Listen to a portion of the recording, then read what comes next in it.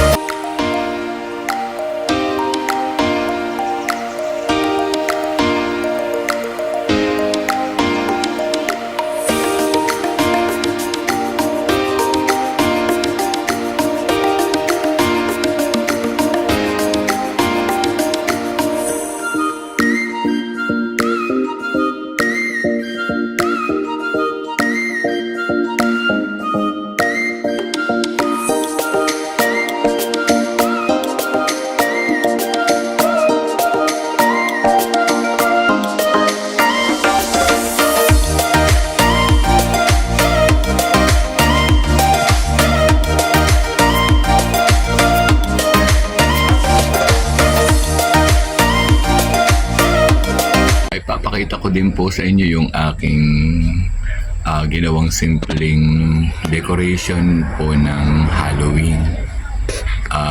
Nabili ko lang po, ay natuwa po ako dahil sa Amerika po ay magaganda nga din po ang decoration. So natuwa po akong gumawa nito. At birthday ko naman po ng November 1. So maganda rin po may makita din. Simple lang pong ginawang decoration.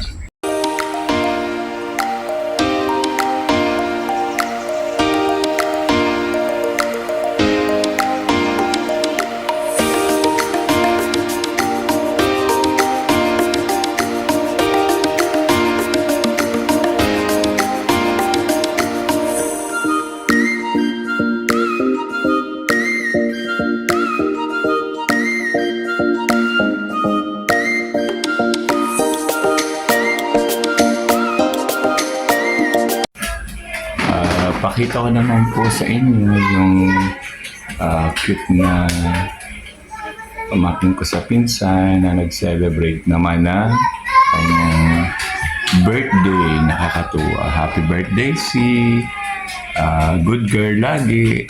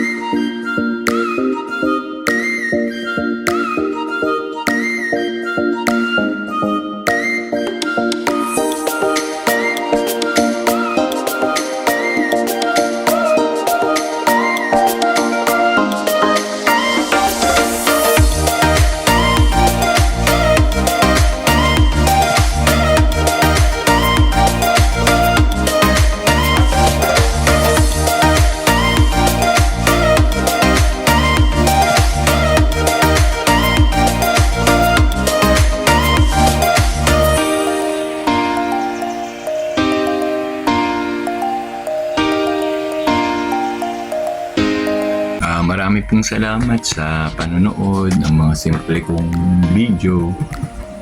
Enjoy lang po tayo. Ano man po ang ating mga pinagdadaanan sa buhay. Isipin na po lang natin na lagi po natin malalampasan. Narito po ako sa garden. Ganito po ang ginagawa ko pag gusto ko po mag-isa, mag-video. Dito po ako nakakaramdam ng relax. Dito po ako nare-relax. Tinitinaw ko po ang aking halaman, aking po mga tanim. Enjoy lang po tayo. So, marami pong salamat sa lagi po ng panonood.